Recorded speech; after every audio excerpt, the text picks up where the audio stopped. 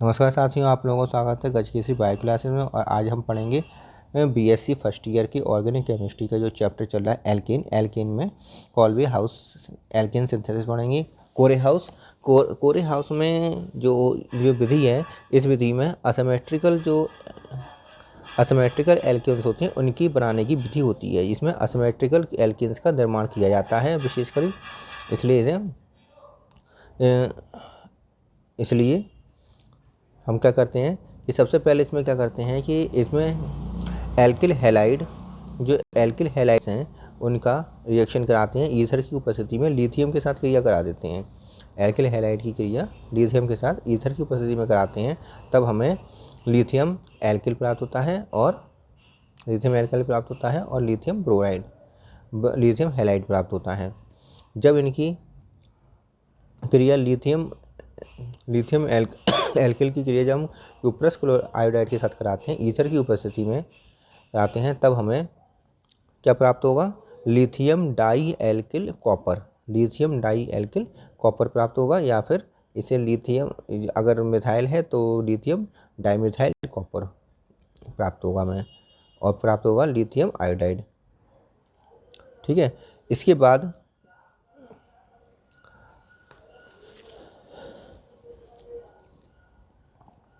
ये ब्रोमाइड के साथ लिथियम आयोडाइड ब्रोमाइड, इसकी आगे की देखिए क्रिया CH3CH2Br जो है इथाइल ब्रोमाइड की क्रिया जब हम इसके साथ कराएंगे LiCH3 ट्वाइस CO, मतलब लिथियम एल्काइल ब्रोमाइड के लिथियम एल्काइल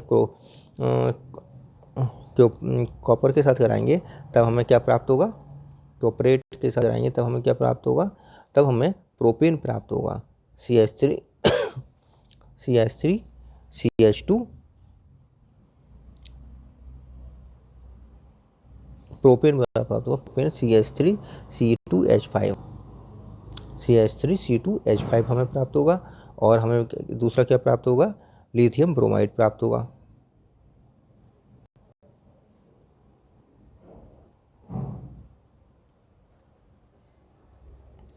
क्या प्राप्त होगा यहाँ पर? लिथियम ब्रोमाइड प्राप्त होगा। ठीक है। तो इस प्रकार लिथियम ब्रोमाइड और CH3Cu प्राप्त होगा। CH3Cu और लिथियम ब्रोमाइड प्राप्त होगा। ठीक है। इसके बाद आता है कॉल्वे सिंथेसिस। कॉल्वे सिंथेसिस क्या होता है इसमें? कॉल्वे सिंथेसिस में विद्युत अपघटन विधि होती है। ये कॉल्वे सिंथेसिस, इसमें विद्युत अपघटन किया जाता है। बसीय अम्लों के सोडियम पोटेशियम लवणों का विद्युत अपघटन से हमें क्रिया करानी होती है। तो जैसे कि CH3 कॉल्वे सिंथेसिस में क्या है, RCOONA का जब विद्युत अपघटन कराते हैं, H2O के साथ क्रिया होगी, तब हमें एनोड पर हमें क्या प्राप्त होगा? एल्केन प्राप्त होंगे और हमें प्राप्त होगा कार्बन डाइऑक्साइड प्राप्त होगी। और कैथोड पर हमें प्राप्त होगा सोडियम हाइड्रोक्साइड और हाइड्रोजन प्राप्त होगी हमें।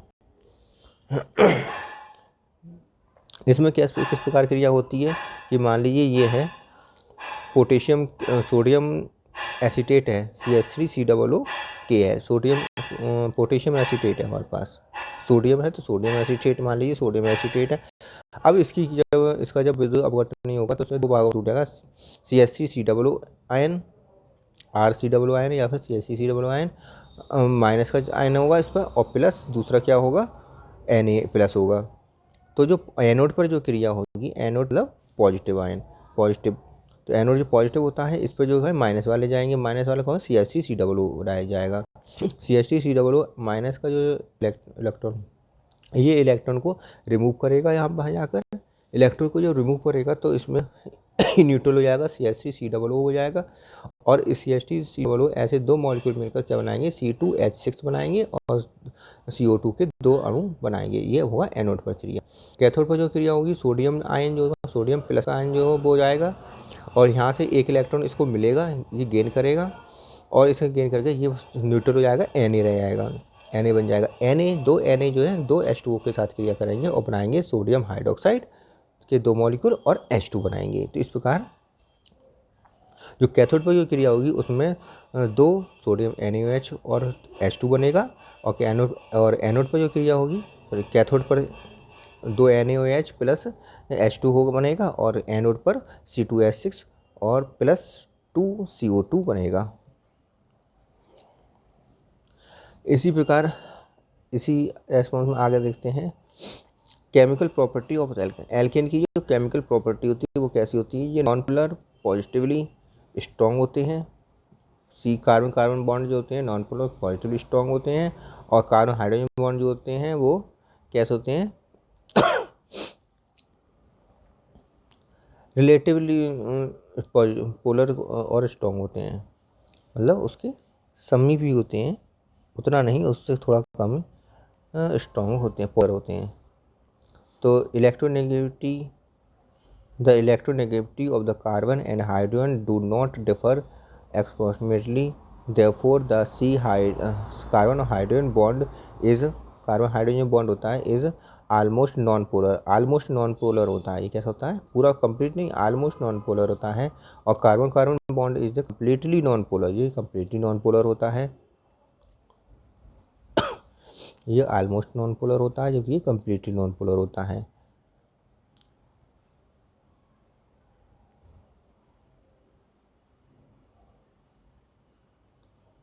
ठीक है, तो नेक्स्ट पेज में देखते हैं। नेक्स्ट पेज में क्या है, अब इसमें हैलोजिनेशन की क्रिया है। हैलोजिनेशन मतलब हैलोजिनेशन करने की क्रिया, किस प्रकार हैलोजिनेशन होता है। हैलोजनीकरण हिंदी में कहते हैं इसे, हैलोजनीकरण। तो एल्केन में उपस्थित हाइड्रोजन परमाणुओं का हैलोजन परमाणुओं द्वारा जो प्रतिस्थापन हैलोजनीकरण कहलाता है। तो हैलोजनीकरण किसे कहते हैं, एल्केन में उपस्थित हाइड्रोजन परमाणुओं का हैलोजन परमाणुओं द्वारा प्रतिस्थापन हैलोजनीकरण कहलाता है। इन जब एल्केनों में क्लोरीन के साथ सूर्य के हल्के प्रकाश में या पराबैंगनी प्रकाश में क्रिया कराते हैं तो एल्केनों के हाइड्रोजन परमाणु एक एक करके विस्थापित होते चले जाते हैं, और ये क्रिया कई क्रियाफल इसमें क्रिया में कई क्रियाफल हमें प्राप्त होते हैं। जैसे क्लोरीनेशन करा रहे हैं लाइट की उपस्थिति में तो हमें क्या प्राप्त होगा, CH4 जो है मिथाइल ग्रुप जो है उससे हमें क्या प्राप्त होगा, क्लोरीनेशन कराएंगे तो CH3Cl HCl प्राप्त होगा। जब दोबारा HCl Cl से क्रिया करेगी तब CH2 Cl2 और HCl प्राप्त होगा।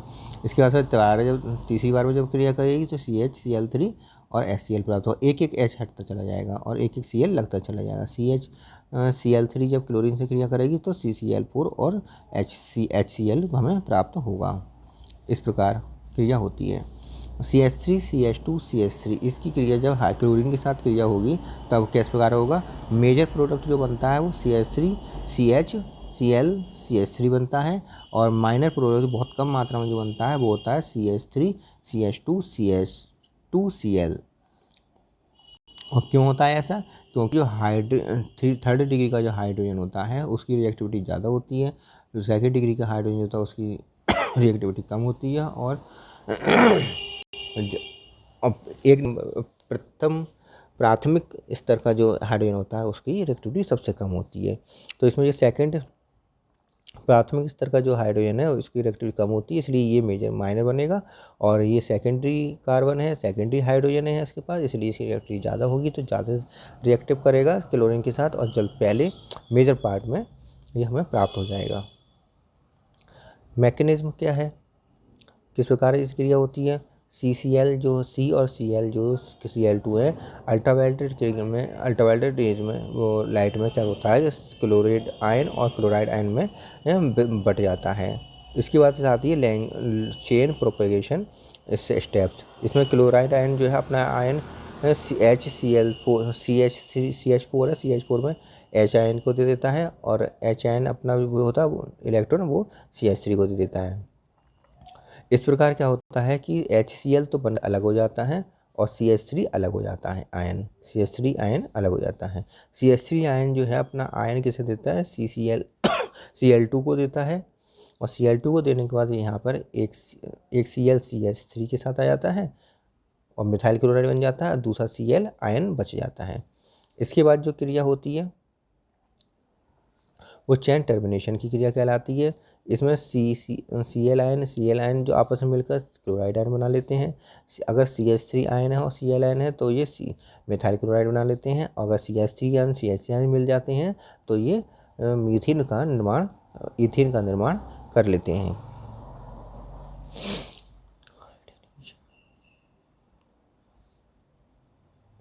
आयोडीनेशन में देखिए आयोडीन की साथ क्रिया कि जब iodine react with the alkene necessary the HI formed as the byproduct is powerful reducing agent and is capable of reducing the iodoalkane to the alkane. Iodoalkane को एल्केन में रिड्यूस कर देती है। तो एल्केन जो है उसे आयोडीन के साथ क्रिया होगी तो मिथाइल आयोडाइड का निर्माण होगा और HI का बनेगा, HI बनेगा। देयरफॉर इसीलिए Therefore, alkanes can be iodinized in the presence of as oxidizing agent। Oxidise agent की उपस्थिति में जो होता है एल्केन का आयोडाइज्ड हो जाता है। सच है जैसे HiO3 ये आयोनाइज ऑक्सीडाइजिंग एजेंट है, HNO3 ये ऑक्सीडाइजिंग एजेंट है। इसके अलावा और भी ऑक्सीडाइजिंग एजेंट होते हैं विच removes the hydro iodic acid. HI को किसे करते हैं, रिमूव कर देते हैं। कैसे, जो नाइट्रेशन RH है तो नाइट्रेशन कैसे होगा। अब नाइट्रेशन देखते हैं, नाइट्रेशन कैसे होगा। RH जो है जब नाइट्रिक एसिड के साथ क्रिया करेगा तो HO जल निकल जाएगा 400 से लेकर 500 डिग्री सेंटीग्रेड पर और नाइट्रो एल्केन का निर्माण होगा। इसमें क्या होता है, नाइट्रो एल्केन का निर्माण होता है। सल्फोनेशन में क्रिया क्या होती है, जब एल्केन की क्रिया सल्फ्यूरिक एसिड के साथ होती है तब वाटर निकल जाता है और बन जाता है एल्केन सल्फोनिक एसिड बन जाता है और वाटर का निर्माण हो जाता है। इसके बाद आता है कंबशन। कंबशन में क्या होता है कि CnH2n+2 है, इसे जब हम कंबशन करते हैं और फ्लेम के साथ कंबशन करते हैं तब 3n+1/2 ऑक्सीजन, इतने ऑक्सीजन इसके साथ कंज्यूम होते हैं और बन जाता है NCO2 बन जाता है, n+1 H2O बन जाता है और प्लस हीट बनती है। कन्फॉर्मेशन ऑफ एल्केन, एल्केन का कन्फॉर्मेशन कैसे होता है।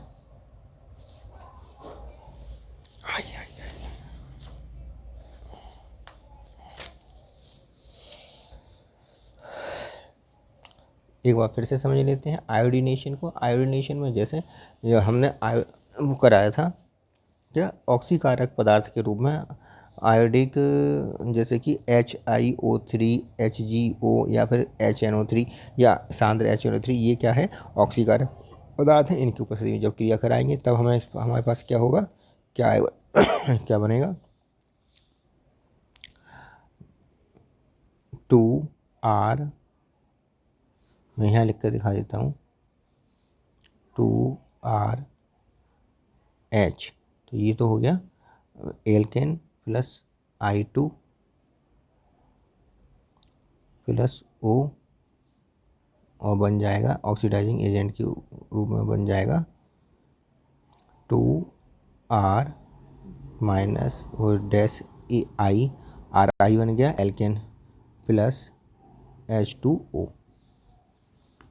ठीक है, अगर एल्केन को लेकर तब उदाहरण देखते हैं तब हमें बनेगा 2C2H6 plus I2 plus O और बनेगा ये 2C2H5I plus H2O। Ethyl iodate इस प्रकार बनेगा। ठीक है, फ्लोरीन के साथ क्या करता है, ये विस्फोटक होती है, विस्फोटक पदार्थ बनाता है। फ्लोरीन के साथ क्या बनाता है, विस्फोटक पदार्थ, CH4 plus 4F2 equal to CF4 plus HF 4HF। ठीक है, विस्फोटक पदार्थ बनाती है। नाइट्रीकरण में हमने क्या पढ़ा है, इसमें नाइट्रिक अम्ल क्या होता है, 400 से 500 डिग्री सेंटीग्रेड पर अगर हम इसे नाइट्रिक अम्ल के साथ क्रिया कराते हैं तब हमें नाइट्रो एल्केन का निर्माण होता है, नाइट्रो एल्केन बनती है।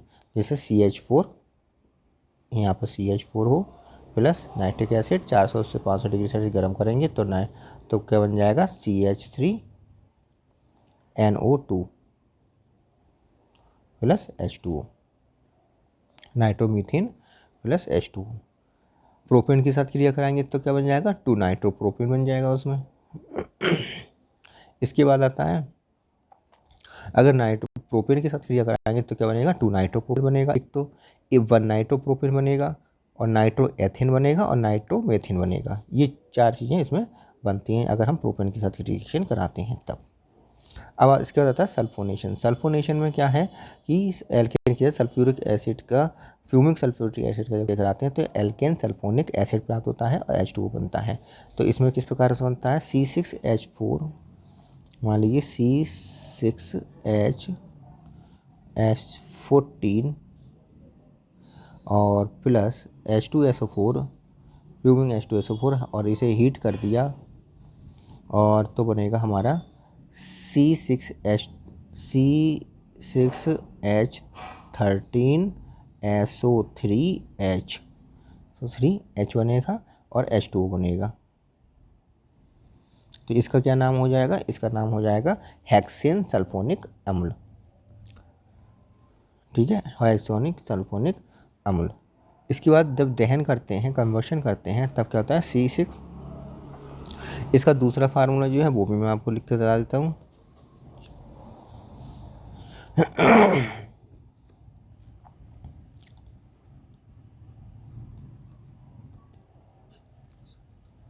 सही है, यही सही है, यही फार्मूला सही है। CnH2n+2 और यहाँ 3n+1/2 ऑक्सीजन और कार्बन डाइऑक्साइड बनेगी NCO2 बनेगी और N+1 H2O बनेगा और हीट बनेगा।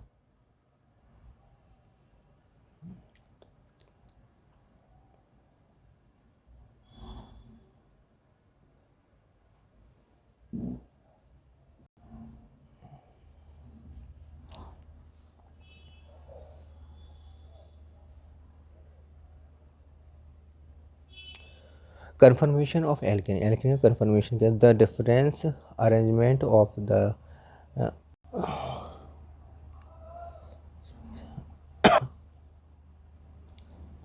carbons in the space atom. The different arrangement of the atoms in space that result from the rotation of the group about CC bond axis are called conformation isomer.